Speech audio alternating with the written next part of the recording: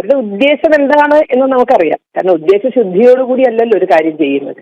അന്ന് ഉദ്ദേശിച്ചത് പാദപൂജ അടക്കമുള്ള കാര്യങ്ങൾ ഒഴിവാക്കാനാണ് എങ്കിൽ അതിനനുസരിച്ച് ചപ്പണാച്ചികളെ കൊണ്ടൊന്നും സാധ്യമല്ല. കാരണം എന്താന്ന് പറഞ്ഞാൽ പാദപൂജ ഒരു മതത്തിന്റെയും ആചാരമല്ല. അത് ഭാരതത്തിന്റെ ആർഷഭാരത സംസ്കാരത്തിന്റെ ഭാഗമാണ്. നമ്മൾ നിലവിളക്ക് തെളിക്കുന്നത് പോലുള്ള പൊതുചടങ്ങുകൾ, നിലവിളക്ക് തെളിക്കുന്നത് പോലുള്ള കാര്യങ്ങൾ ഒരു നാടിനൊരു സംസ്കാരമുണ്ട്. അതൊരു മതത്തിന്റെ സംസ്കാരമല്ല, അതൊരു നാടിന്റെ ഒരു സംസ്കാരം. അപ്പൊ അതിനെ ഇല്ലാതാക്കാനാണ് എലിയെ പിടിച്ച് ഇല്ലെന്നിടുന്നതെങ്കിൽ അത് നടക്കില്ല എന്ന് തന്നെയാണ് ആദ്യം പറയേണ്ടത്. പിന്നെ ഇവിടെ നമ്മൾ ചിന്തിക്കേണ്ടത് അൺഎയ്ഡഡ് സ്കൂളുകളാണ്. ഇപ്പൊ ഈ വിദ്യാനികേതൻ സ്കൂളുകളൊക്കെ തന്നെ സർക്കാർ എയ്ഡ് പോലും കിട്ടാത്ത സ്കൂളുകളാണ്, അൺഎയ്ഡഡ് സ്കൂളുകളാണ്.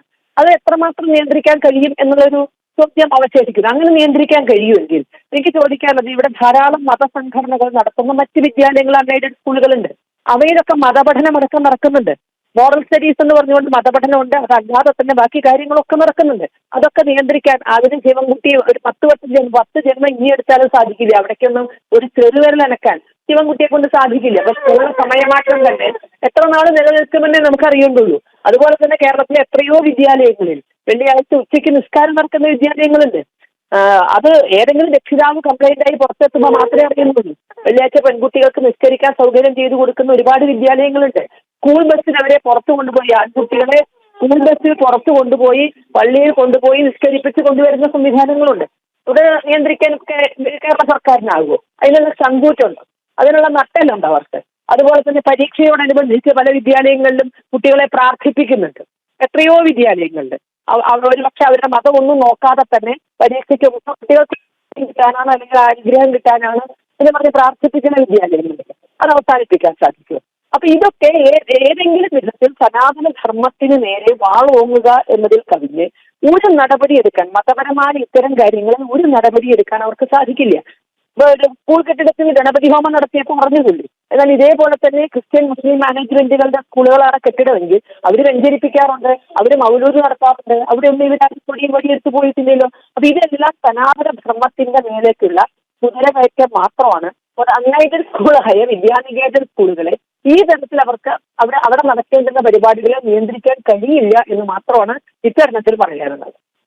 ടീച്ചർ, ഒപ്പം എടുത്തു പറയേണ്ടത്, നമുക്കറിയാം കഴിഞ്ഞ കുറച്ച് ദിവസം മുമ്പ് കാസർഗോഡ് സരസ്വതി സ്കൂളിൽ നടന്ന ആ ഗുരുപൂജയുമായി ബന്ധപ്പെട്ട് ചില വ്യാജ പ്രചരണങ്ങൾ അല്ലെങ്കിൽ അതിനെതിരെ ശക്തമായ നിലപാടുമായി ഇടത് സംഘടനകളൊക്കെ തന്നെയും രംഗത്ത് വന്നിരുന്നു. ആ സ്കൂളിലെ അധ്യാപകർക്കെതിരെയും രക്ഷിതാക്കൾക്കെതിരെയും ഒക്കെ തന്നെയും ഒരു സൈബർ ആക്രമണം തന്നെ ഉണ്ടായൊരു സാഹചര്യമുണ്ടായി. ആ ഒരു പശ്ചാത്തലം കൂടിയുണ്ട്. ഇവിടെ സ്കൂളുകളിലും കോളേജുകളിലും വിദ്യാർത്ഥി രാഷ്ട്രീയത്തിലൂടെ അല്ലെങ്കിൽ ഇടത് സംഘടനകളെ ഉപയോഗിച്ചുകൊണ്ടുള്ള അക്രമ രാഷ്ട്രീയത്തെ പ്രോത്സാഹിപ്പിക്കുന്ന ഒരു സാഹചര്യത്തിലാണ് ഇപ്പോൾ ഇവിടെ ഈ സ്കൂളുകളിൽ ഇത്തരമൊരു നിയന്ത്രണം കൊണ്ടുവരാൻ നോക്കുന്നത്. ശരിക്കും പറഞ്ഞാൽ ഈ ഒരു പോക്ക് ഇങ്ങനെയാണെങ്കിൽ അത് വിദ്യാഭ്യാസ മേഖലയുടെ ഒരു തകർച്ചയ്ക്ക് തന്നെയല്ലേ വഴിവെക്കുക?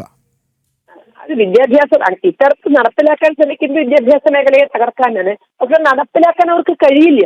വിദ്യാഭ്യാസ രംഗത്ത് ദീർഘകാലം പ്രവർത്തിച്ചിട്ടുള്ള ഒരു വ്യക്തി എന്ന നിലയിൽ എനിക്ക് പറയാൻ സാധിക്കും, അങ്ങനെ മുഴുവനായി അവർക്ക് തുടച്ചു നീക്കിക്കൊണ്ട് അവരുടെ ഒരു മതേതര വിദ്യ, പണ്ട് മതമില്ലാത്തൊരു ജീവൻ എന്നൊരു പാഠം കൊണ്ടുവന്നിട്ട് അവരുടെ മൂക്കൊണ്ട് സ്ഥാപനത്തിൽ അവർ മറന്നിട്ടില്ലല്ലോ. അപ്പൊ അവർക്കൊരിക്കലും അത്തരത്തിലൊരു നിലപാട് കേരളത്തിലെ വിദ്യാഭ്യാസ സ്ഥാപനങ്ങളിൽ, അവിടുത്തെ പാഠ്യപദ്ധതിയിൽ, അവിടുത്തെ ചടങ്ങുകളിൽ ഒരിക്കലും അങ്ങനെ ഒരു ചടങ്ങ് കൊണ്ടുവരാൻ അവർക്ക് സാധിക്കില്ല.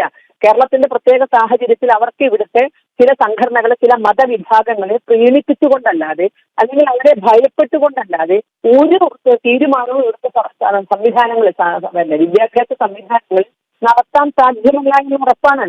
കാരണം ജെൻഡർ ഈക്വാലിറ്റി 9ാം ക്ലാസ് പാഠപുസ്തകത്തിൽ വന്നു എന്നതിന് വരെ ഇവിടുത്തെ ചില മതസംഘടനകൾ ബഹളം കൂട്ടുന്നുണ്ട്. ജെൻഡർ ഈക്വാലിറ്റി പഠിപ്പിക്കാതിരിക്കാൻ പറ്റുമോ? ഒരു ഭരണഘടനയിൽ പറഞ്ഞിട്ടുണ്ടല്ലേ ലാ ഈക്വാലിറ്റി. ആ ജെൻഡർ ഈക്വാലിറ്റി പാഠപുസ്തകത്തിൽ വന്നു എന്നതിന്റെ പേരിൽ പോലും അട്ടഹസിക്കുന്നവരാണ് ഇവിടെ ഉള്ളത്. അവർക്ക് മുന്നിൽ എന്താണ് നടത്താൻ സാധിക്കുക? ഇത് ഗവർണറുടെ ചുമതലകൾ ഞങ്ങൾ പാഠപുസ്തകത്തിൽ ഉൾപ്പെടുത്തുമെന്നൊക്കെ പറഞ്ഞ് തൽക്കാലത്താണ് ഞങ്ങൾ എന്തൊക്കെയോ ചെയ്യുന്നു ഗവർണർക്കെതിരെ എന്ന് വരുത്തി തീർക്കാൻ, കുട്ടി സഖാക്കളെ സമാധാനിപ്പിക്കാൻ, അതിനാണല്ലോ ആ തീരുമാനം പറയുന്നത്. കാരണം ഗവർണറുടെ ചുമതലയും ഗവർണറുടെ തെരഞ്ഞെടുപ്പും ഒക്കെ കാലങ്ങളായി, പതിറ്റാണ്ടുകളായി ഇവിടെ പഠിപ്പിക്കുന്നുണ്ട്. എന്നിട്ട് ഇപ്പൊ നമുക്ക് കേട്ടാൽ ഒന്നും ശിവൻകുട്ടി ഗവർണർക്കെതിരെ എന്തോ പാഠങ്ങൾ ഉൾപ്പെടുത്തി. അതേപോലെ തന്നെ വെറും ഒരു ചപ്പടാച്ചി മാത്രം, കണ്ണിൽ പൊതിയൽ മാത്രമാണ്. കാരണം അവർക്കൊന്നും ചെയ്യാൻ കുട്ടിയെ പറ്റില്ല. കാസർഗോഡ് സ്കൂളിൽ മാത്രമല്ല, കേരളത്തിലെ 400ഓളം വരുന്ന എല്ലാ വിദ്യാനികേതൻ സ്കൂളുകളിലും ഗുരുപൂജ നടന്നിട്ടുണ്ട്. ഈ വർഷം മാത്രമല്ല, ആ വിദ്യാലയങ്ങൾ തുടങ്ങിയ കാലം മുതൽ അവിടെ ഗുരുപൂജ നടന്നിട്ടുണ്ട്. സഖാക്കളടക്കമുള്ള അധ്യാപകർ അവിടെ വന്ന് ഗുരുപൂജ ഏറ്റുവാങ്ങിയിട്ടുണ്ട്. സഖാക്കളുടെ മക്കളടക്കം ഇത്തരം ഗുരുപൂജകളിൽ പങ്കെടുക്കുന്നുണ്ട്. സഖാക്കളുടെ മക്കളൊക്കെ തന്നെ ഇത്തരം വിദ്യാലയങ്ങളിൽ പഠിക്കുന്നുണ്ട്, കുറച്ച് നല്ല സംസ്കാരം കിട്ടിയാൽ കൊള്ളാം എന്നുള്ളവര്, അവര് നാളെ വീടിനും നാടിനും ഉപകരിച്ച് വളരണം എന്ന ആഗ്രഹമുള്ളവര്, രാഷ്ട്രീയ ചിത്തലാട്ടത്തിന് മാത്രം കുട്ടികളെ വിട്ടുകൊടുക്കണ്ട എന്നുള്ളവര് ഇത്തരം വിദ്യാലയങ്ങളിൽ പറഞ്ഞയക്കുന്നുണ്ട്. അതിന് കൂടുകയുള്ളൂ. ഈ വിവാദങ്ങളൊക്കെ ഉണ്ടാകുന്നത് ഇപ്പൊ പലരും വിദ്യാഭ്യാസ സ്കൂളുകളെ പറ്റി അന്വേഷിക്കുന്നു, അവിടുത്തെ പാഠ്യപദ്ധതിയെ പറ്റി ചോദിക്കുന്നു, അവിടുത്തെ ആചാരങ്ങളെ പറ്റി ചോദിക്കുന്നു, അവിടുത്തെ അനുഷ്ഠാനങ്ങളെ പറ്റി ചോദിക്കുന്നു. എനിക്ക് തോന്നുന്നു അടുത്ത വർഷം വലിയ തിരക്കായിരിക്കും വിദ്യാഭ്യാസ സ്കൂളുകളുടെ അഡ്മിഷന് എന്നുള്ളത്. കാരണം ഇവർ ഈ പറയുന്നത് തൊണ്ട തൊടാതെ വിഴുങ്ങാൻ അത്ര വിദ്യാഭ്യാസം ഇല്ലാത്ത ജനതയൊന്നുമല്ലല്ലോ കേരളത്തിന്, അത്ര സംസ്കാരമില്ലാത്ത ജനതയല്ല.